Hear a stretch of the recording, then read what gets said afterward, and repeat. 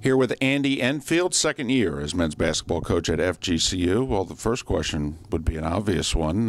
What's the big difference from last year to this year? We have a lot of returning players, so practice is a lot easier, more efficient, runs smoothly. They know what our system is offensively and defensively. We don't waste a lot of time like we did last year. How much of an advantage for you as a coach to know the conference now? You've done a home-and-home with everybody except Northern Kentucky. How much of an advantage or just a comfort level is that for you and your staff? Well, it's not necessarily a comfort level. We know the personnel, existing teams. We know how good they are, and we have a very good league this year.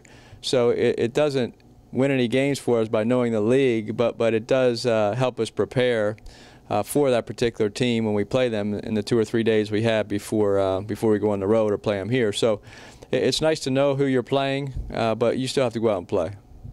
Let's talk about your team. You bring back an awful lot of players, and yet obviously you're going to add some players, so talk about that. We have an excellent returning group. The backcourt is very solid with Brett Comer, who led the league in assists last year, Bernard Thompson, who was first-team all-freshman team, Sherwood Brown was second-team all-conference, preseason first-team all-league this year. And then we have Eddie Murray, who's really improved. He started center 20-some games, and Chase Feeler started power forward. So we really have 5 guys that return that started the bulk of the season for us. We had Eric McKnight transfer from Iowa State, who's 6'9" with a 7'2" wingspan. So he gives us something we didn't have last year with the athleticism and the size and length in the front court. Philip from Croatia was second in the league in three-point shooting, and he's continued to make huge improvements. He's put on about 10 to 12 pounds in the offseason. And then Christoph Veradell, who was third in the league in three-point shooting and is an elite shooter in the country. He's really made improvements with his all-around game, especially on the defensive end. And then we have some freshmen that are contributing. Dwan Graff is new. He's from Charlotte, North Carolina. Leonard Livingston is 6'10" from Baltimore, Upper Marlboro, Maryland. Then we brought in a German player late in the summer, Alex Blessig, who's really been a pleasant surprise on both ends of the floor. So we have a really good core. I think that with all that experience coming back, the expectations are high among our players, and we're excited to get going. How about expectations for you? I remember when you got the job, you were not willing to back down to anybody in the conference, including Belmont, who was in the conference at that time. You're projected now to be an upper echelon team in this conference. Are you comfortable with that?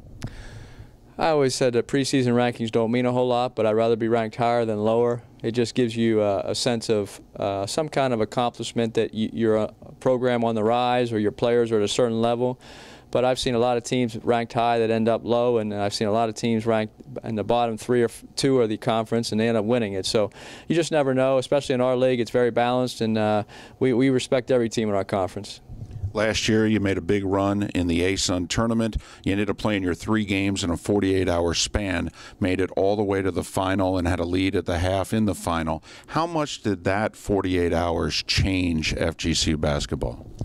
It gave our players a sense of excitement and hope for the future, and it made them realize we can compete with anyone if we play hard and play well.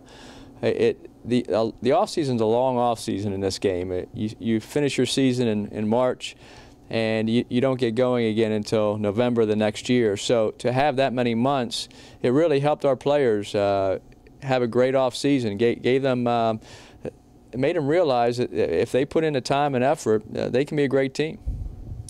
Well, you've got a tough non-conference schedule once again. In fact, probably even added on to last year. Talk about it. I gave our players a choice of certain exempt tournaments to play in, and they wanted to play in the one we're in. So if they succeed, that's great. If they don't succeed, it's on them.